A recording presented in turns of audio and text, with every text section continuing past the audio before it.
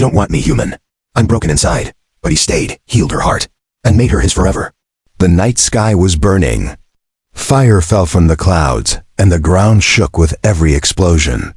Elias ran through the smoke, his boots sinking into mud mixed with blood. His breath came fast, but he didn't stop. The war zone behind him was crawling with enemy soldiers.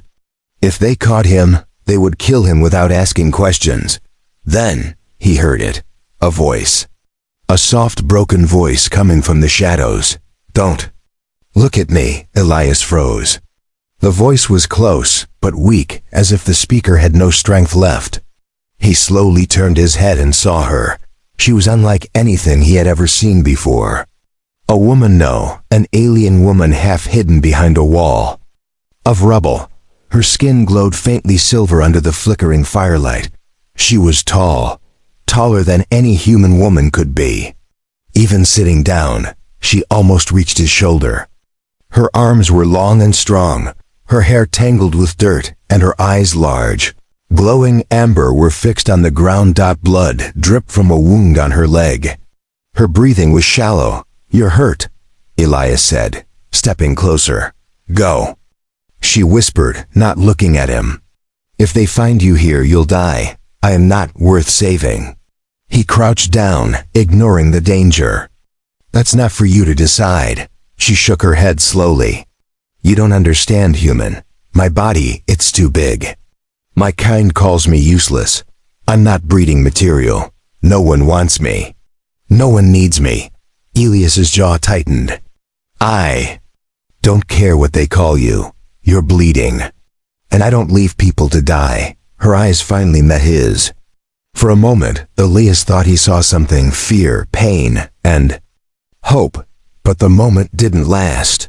The sound of heavy footsteps echoed through the ruins. Metal armor clanged against stone. Alien soldiers, her own kind, were searching the area. "They're here," she whispered. "They'll kill you for helping me." Elias pulled her arm gently but firmly. "Then we better move." She hesitated, her body trembling from weakness. He slipped one arm under her shoulders and tried to lift her. She was heavier than he expected, but he didn't stop. Slowly, they moved away from the open street, stepping over broken walls and piles of rubble. Every sound made Elias's heart race: the creak of metal, the crunch of boots on gravel, the distant roar of enemy engines. The alien woman leaned on him, her weight slowing them down. He could feel her trying to pull away, as if she didn't believe she deserved to be saved. They reached a collapsed building. Elias scanned the shadows until he spotted a narrow gap under a slab of concrete. "In there," he said, guiding her to the opening. "It's too small." She said. "You're not as big as this slab," he replied, forcing a small smile. "Come." On with effort, she crawled inside. Elias followed, pulling a piece of metal over the opening to hide them from sight. The space was dark, dusty, and smelled of burnt wood. But it was shelter. Outside, the alien soldiers' voices grew louder. Their language was strange, deep, and full of sharp sounds. Elias couldn't understand the words, but he understood the tone. They were hunting. The woman sat against the wall, holding her injured leg. Elias tore a strip from his sleeve and began wrapping it. "You don't have to do this," she murmured. "I told you," he said quietly. "I don't leave people behind." For the first time, her lips curved into the smallest of smiles. But it vanished when a shadow passed over the gap. Both of them froze. Boots stopped right outside. A low, rumbling voice spoke. Another answered. Elias held his breath, his hand on the grip of his sidearm. If they looked inside, he would have no choice but to fight. The alien woman's hand touched his wrist. Her skin was warm, almost burning. Her eyes were locked on his, silently telling him not to risk it. Seconds dragged on like hours. Then, the footsteps moved away. Elias exhaled slowly. "We need to get farther away before sunrise." She shook her head. "You're risking your life for nothing." He met her gaze. "You're not nothing. You're alive. That's enough for me." She didn't answer, but something in her eyes changed out in the distance. A loud roar cut through the night. The sound of enemy transports. They were bringing more troops. Elias looked at her injured leg, then at the narrow exit. "We have to move, now." She glanced at the gap, then at him, and finally nodded. "All right, human, lead the way." They crawled back into the cold night, unaware that this was only the beginning, and that neither of their lives would ever be the same again. The rain started without warning. Cold drops splashed against Elias's face, mixing with the ash in the air. The night wind howled through the broken city, carrying the faint smell of burning metal. He pulled Zira closer, feeling her shiver. Against him, they had been moving for hours, but her limp was getting worse. The wound on her leg was bleeding again. Every step she took left a faint smear of dark blood on the cracked pavement. "We can't keep going like this," Elias said, scanning the street. "We need cover." The buildings around them were half destroyed, their walls torn apart by blasts. Then Elias spotted it, a low concrete structure leaning against the skeleton of an old factory. A faded symbol was painted above the doorway, almost hidden under dirt and moss. "Bunker," he whispered. They hurried across the street, keeping low. The rain covered their sound, but the danger was never far. Somewhere behind them, faint roars and mechanical hums echoed. Enemy patrols. Elias pushed the heavy door open, just enough for them to slip inside. Darkness swallowed them whole. The air was damp and smelled of rust. Somewhere deep in the bunker, water dripped slowly, each drop echoing in the silence. Zira leaned against the wall, her breathing heavy. "You shouldn't." "Help me," she muttered again. "You keep saying that," Elias replied, setting down his pack. "And I keep ignoring it." He lit a small flashlight. The beam revealed narrow hallways and broken metal bunks. Most of the place had been abandoned for years. Dust floated in the air, stirred by their movements. Elias guided Zira into a small side room where the walls were still intact. He knelt and checked her leg again. The bleeding wasn't as bad now, but it needed cleaning. He pulled a small metal flask from his pack and poured water over the wound. She hissed softly at the sting. "You're kind, always rushing to save things, even when it's hopeless. That's what makes us human," he said simply. For a moment, there was only silence. Then a deep, metallic thud came from somewhere in the bunker. Elias froze.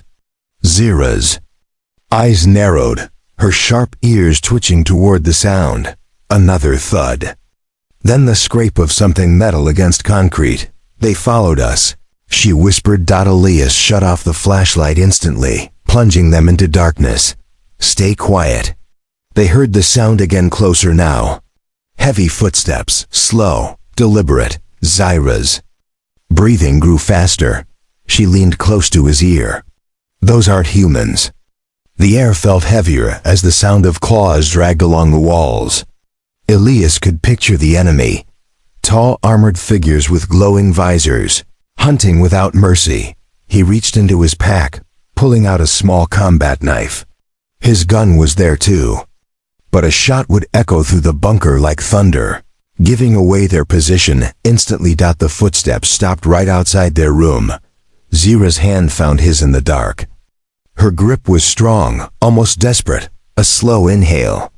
The sound of breathing through a helmet. Then silence. Elias's heart pounded. His other hand hovered over his knife, ready to strike if the door moved. Minutes crawled by. Then the footsteps started again, moving away this time.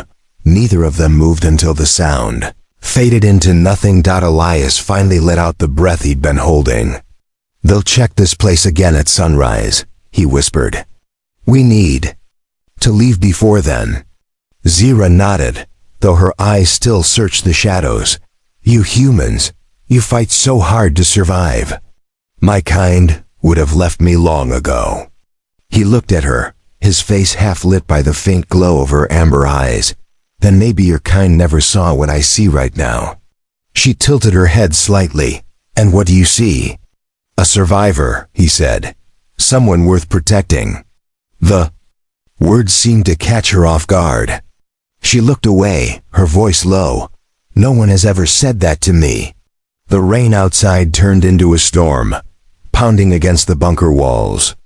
Elias dug through his pack and pulled out a small packet of dried food. He handed it to her. She stared at it for a moment before taking it carefully, as if she wasn't used to being offered anything. "You're strange, human." "I've heard that before," he said with a faint smile. As they ate in silence. The storm's roar masked the distant hum of enemy engines. But both of them knew the danger wasn't gone, it was only waiting. Somewhere deep inside, Elias felt a shift. He wasn't just helping an injured stranger anymore. He was protecting something precious, though he didn't yet know why. And in Zyra's eyes, for the first time, there was something more than fear. Hope. The bunker felt colder by morning. Elias woke to the sound of something scratching the concrete walls. It wasn't the storm anymore, the rain had stopped. This was different, slow, careful, like claws. He glanced at Zyra. She was already awake, her amber eyes fixed on the door. "They're back," she whispered. Elias pressed a finger to his lips. "Stay quiet. No matter what happens." The sound grew louder. Metal claws scraped closer, echoing down the hall. He could almost see them in his mind, tall alien soldiers with glowing eyes, following a trail only they could sense. Zyra's breathing grew tense. Elias could feel the heat of her body in the small room, her strength restrained but ready. Then, silence. The sudden quiet made the air feel heavier. Elias's instincts screamed danger. He slowly peeked through a crack in the wall. 3 alien hunters stood in the hallway, scanning the air. One of them sniffed, a low growl vibrating in its chest. "They found us." Elias's heart slammed in his chest. He turned to Zyra. "When I move, follow me. Don't stop, no matter what."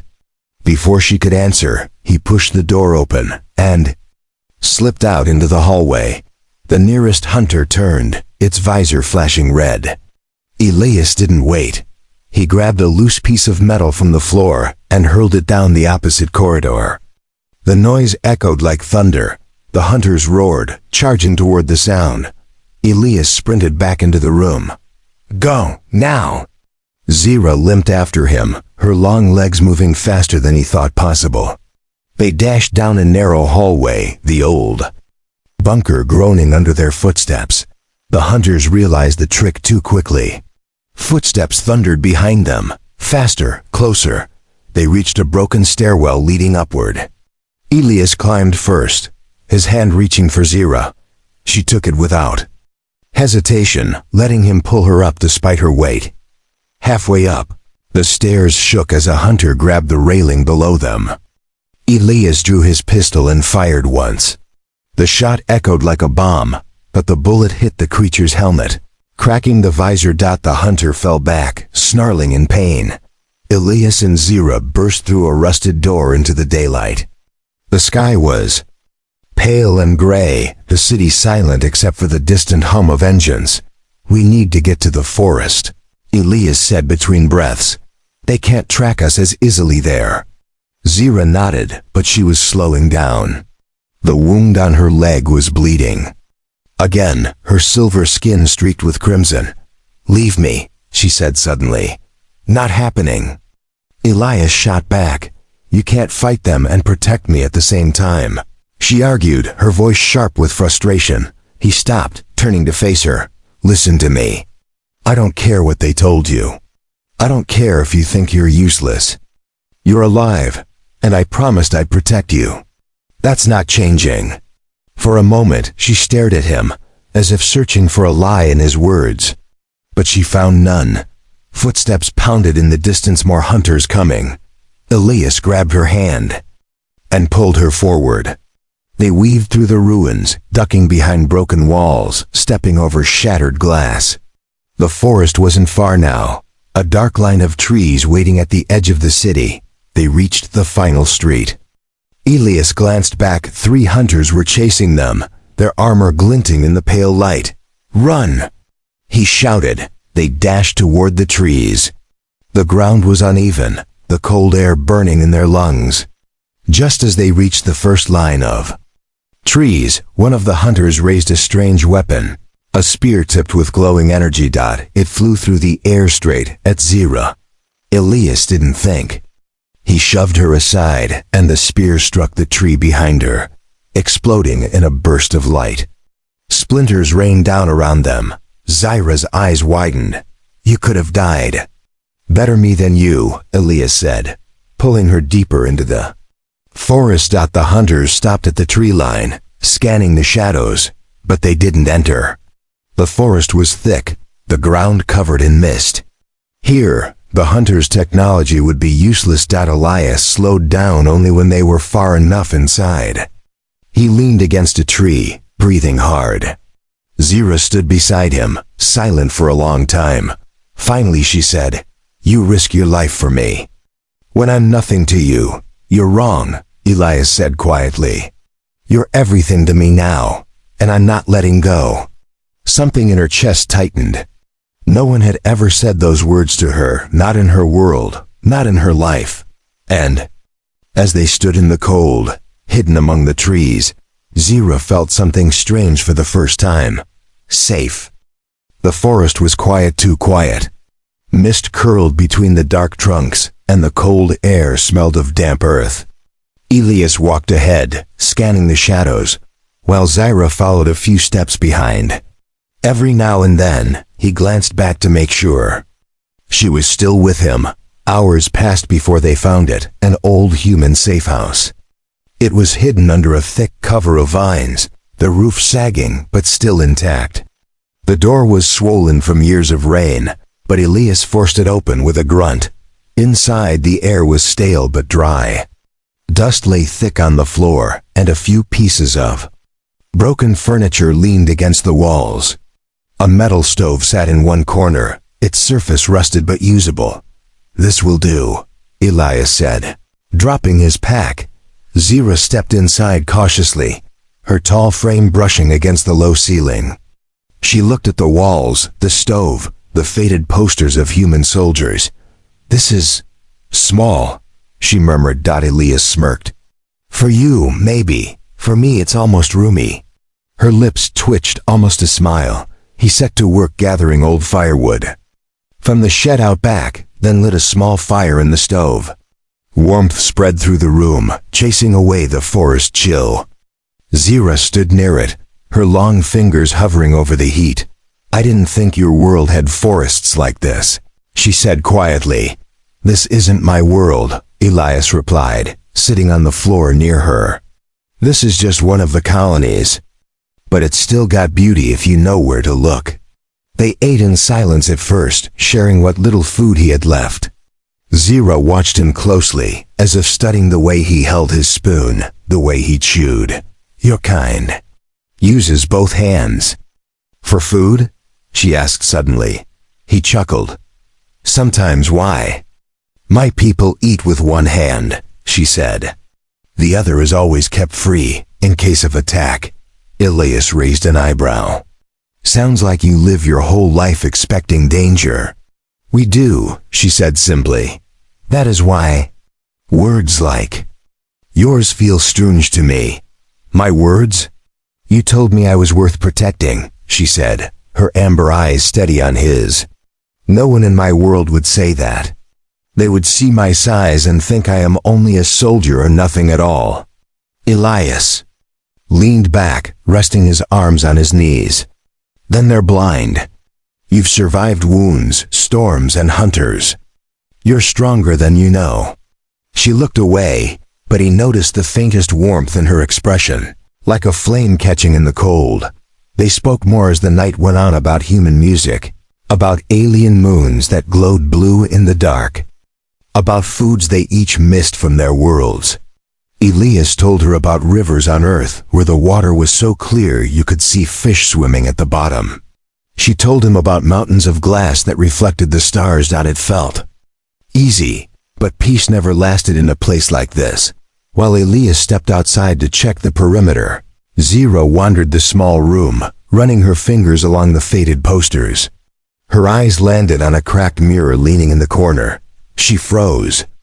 Reflection stared back at her taller than the frame could hold, shoulders broad, eyes bright but tired. She remembered every insult, every dismissive glance from her people. She touched the mirror, her voice low, too big, not meant to be loved. Behind her, Elias's voice broke the moment. I wouldn't change a thing. She turned sharply. He was standing in the doorway, rain dripping from his jacket, his eyes steady on hers. You see something you hate, he said, stepping closer. But I see someone who still hears someone who didn't give up. Her chest tightened. She wanted to believe him, but believing meant hope, and hope was dangerous. Before she could answer, a faint crackle came from Elias's pack. He dropped to one knee, pulling out his radio. A voice came through the static. Unit 3 reporting. Possible sighting of alien target in the forest. Orders are kill on sight. Zira stiffened. They know. Elias switched the radio off. They're close. We need to move before they find this place. She shook her head. You can't keep running with me. Sooner or later, they'll catch us both.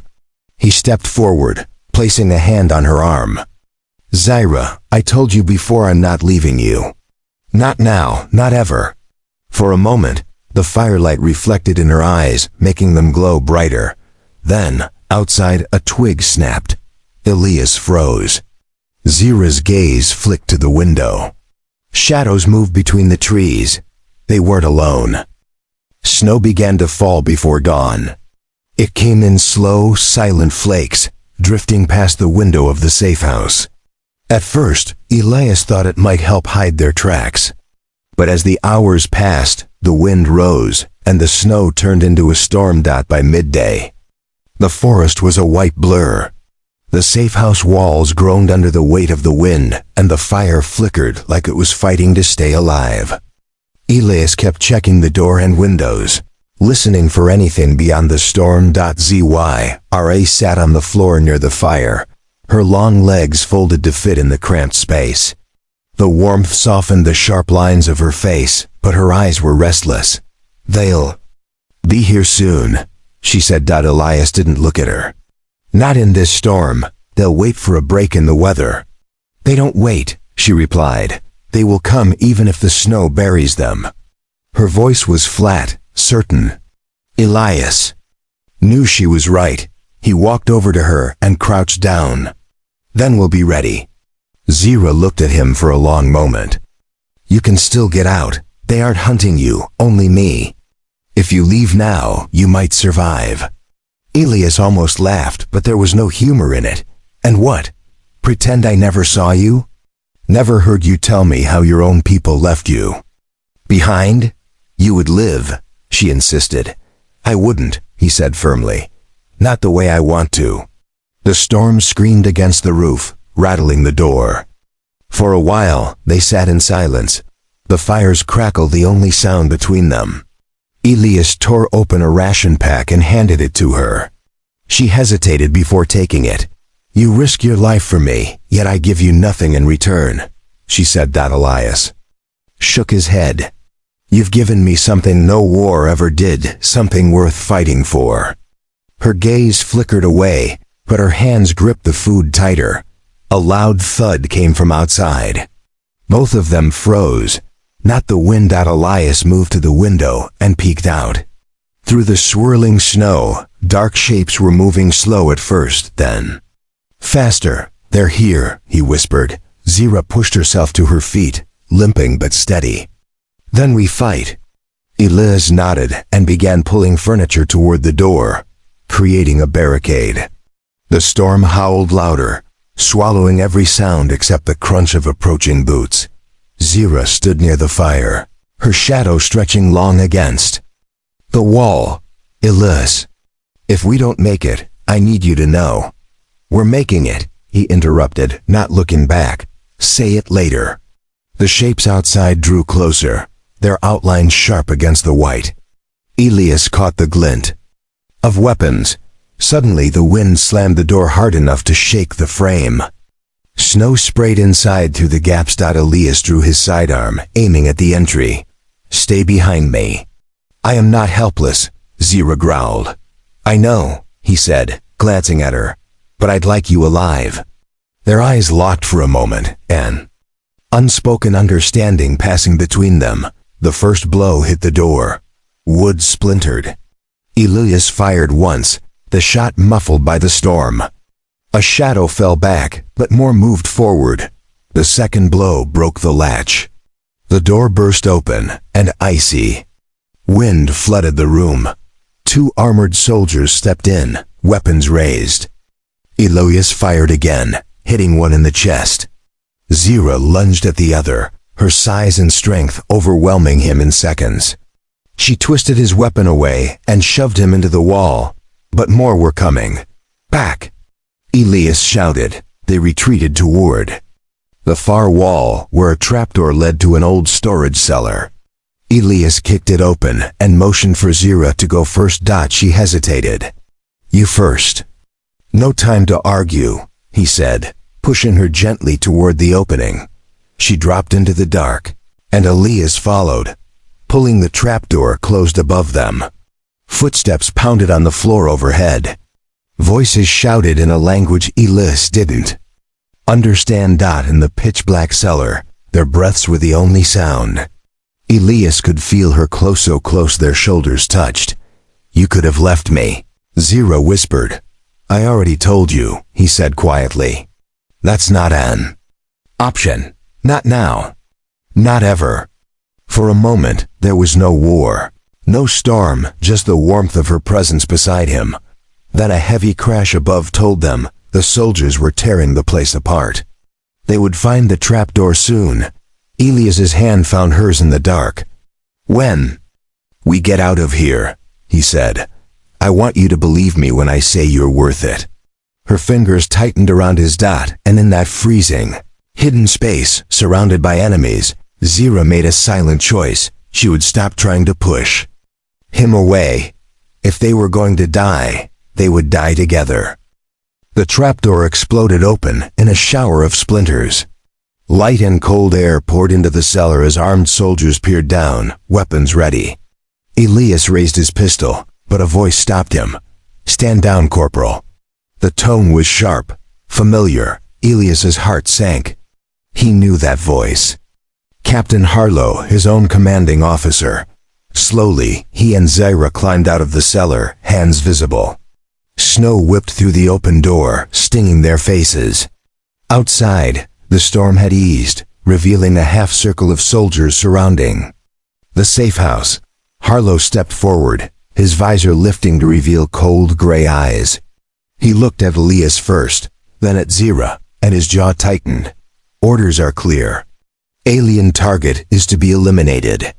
Zira stood tall despite her limp, meeting Harlow's gaze without flinching. Elias moved between them. "She's not a target. She's a survivor." "She's an enemy," Harlow snapped. "Step aside before I put you down too." The soldiers tightened their formation, rifles aimed at Zira's chest. The cold bit into Elias's skin, but the fire in his chest burned hotter. "I'm not stepping aside," Elias said. The air turned razor-sharp. The only sounds were the wind and the faint click of weapons ready to fire. Harlow's eyes narrowed. "You've lost your mind, Corporal. You're risking court-martial, execution. Better that than living with myself after letting you kill her." For a moment, neither man moved. Then Harlow gave a slow, bitter smile. "Fine, then you're a traitor." He raised his rifle. Elias didn't wait. He grabbed Zira's hand and bolted toward the tree line. Shots cracked behind them, snow kicking up around their feet. The forest swallowed them in seconds, but the pounding of boots followed close. They ran until their lungs burned, weaving between trees, ducking low branches. Elias risked a glance back. 3 soldiers were still on their trail. "We can't outrun them forever," Zira said between breaths. "Then we make them stop following." Elias replied. They reached a frozen stream, its surface glittering under the pale light. Elias led her onto the ice, their boots sliding, breath misting in the cold. Behind them, the soldiers slowed, wary of the slick surface. Elias knelt quickly, pulling a small charge from his belt and planting it at a crack in the ice. He pressed the timer, grabbed Zira, and ran for the far bank. A sharp explosion tore through the air. The ice shattered, plunging two of the soldiers into the freezing water. The third hesitated just long enough for Elias to fire a warning shot, forcing him back. They were alone again. They didn't stop moving until they found a hollow under a fallen tree. The air was thick with the smell of damp wood, but it was shelter. Elias collapsed against the trunk, chest heaving. Zira knelt beside him, her large hands checking him for injuries. "You're hurt," she said softly, touching the graze on his arm. "It's nothing," he said. But she didn't move her hand. Her amber eyes searched his face. "You risked everything." "For me," he met her gaze, his voice low. "I told you. I'm not letting go." Something shifted between them in that moment, something neither of them could name.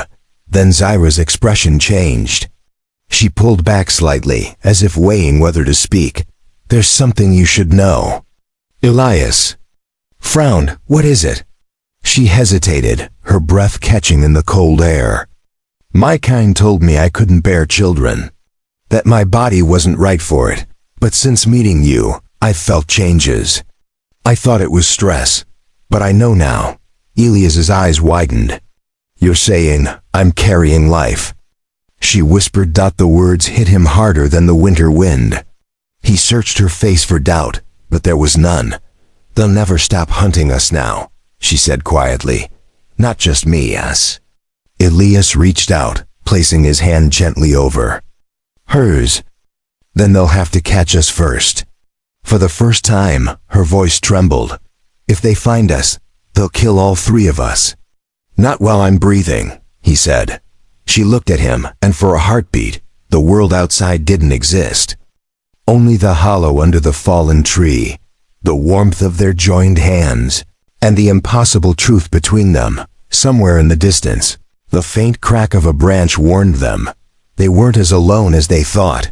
Elias tightened his grip on her hand. "Time to move. We've got a future to protect." And with the snow still falling around them, they vanished deeper into the forest, toward a final stand neither could avoid. The forest was dying under the weight of winter. Every branch sagged with snow. Every sound was swallowed by the cold. Elias and Zira moved quickly, their breaths forming short clouds in the freezing air. The life inside her, impossible, miraculous, was now the most hunted thing in the galaxy. They had to make it to the rebel camp. If the rumors were true, it lay beyond the frozen river. But reaching it meant crossing open ground, where any patrol could see them. By midday, the river appeared through the mist, a wide sheet of ice stretching between them and safety. The rebel camp's hidden cliffs waited on the far side. Elias scanned the tree line behind them. Quiet, too quiet. Zira's amber eyes narrowed. "They're here." Before he could ask how she knew, the answer came: metallic footsteps crunching through the snow. Shadows emerged from the white. Half a dozen soldiers, their armor reflecting the pale light. At their front stood Captain Harlow, his voice cut through the cold. "Last chance, Elias. Step aside and live. She's an enemy of the Alliance." Elias moved in front of Zira, his pistol steady in his hand. "She's not your enemy. She's my family."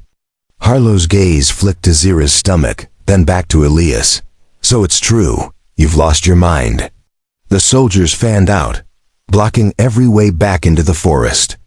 The river was the only path left, and it was thin ice this time of year.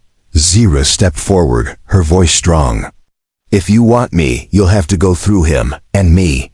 Harlow didn't blink. "Gladly." The first shot cracked the air. Elias shoved Zira toward the river as snow exploded where they had just stood. They sprinted onto the ice, boots slipping. Behind them, soldiers followed, their armor heavy, their weapons blazing. The ice groaned under the weight. A jagged line split across its surface. "Don't stop!" Elias shouted. Halfway across, the ice shattered under two soldiers, dragging them into the black water. Their screams vanished into the roar of the river beneath. Harlow kept coming. His visor glowed. Red through the mist. "You can't outrun me, Corporal." Elias spun, firing two quick shots, forcing Harlow to slow. Zira reached the far bank and turned back, her hand outstretched. "Elias!" He ran the last stretch, the ice cracking in a spiderweb beneath his boots. A final leap carried him to solid ground, and Zira pulled him up with surprising strength. They didn't wait to see if Harlow made it across. They plunged into the trees on the far side, racing toward the cliffs. The rebel camp was well hidden, its entrance a narrow gap in the rock, guarded by two figures in white camouflage. Elias shouted, "Friends!" and threw his weapon aside. The guards lowered their rifles when they saw Zira.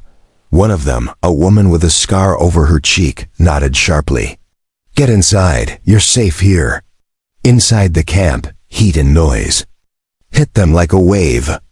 Rebels moved between fires, repairing weapons, carrying supplies. No one stared too long at Zira. This was a place where outcasts belonged. Elias led Zira to a quieter corner near a low-burning fire.